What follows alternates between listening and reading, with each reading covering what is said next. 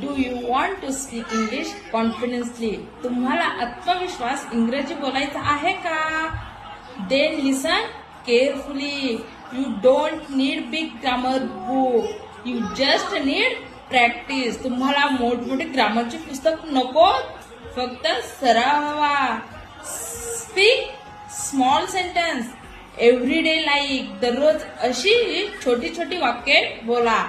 I am ready, मी तयार आहे. Let's go, चला जाऊया.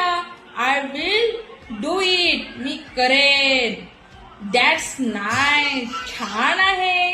अशा छोट्या छोट्या पायऱ्या तुम्हाला फ्लुएंट बनवतात.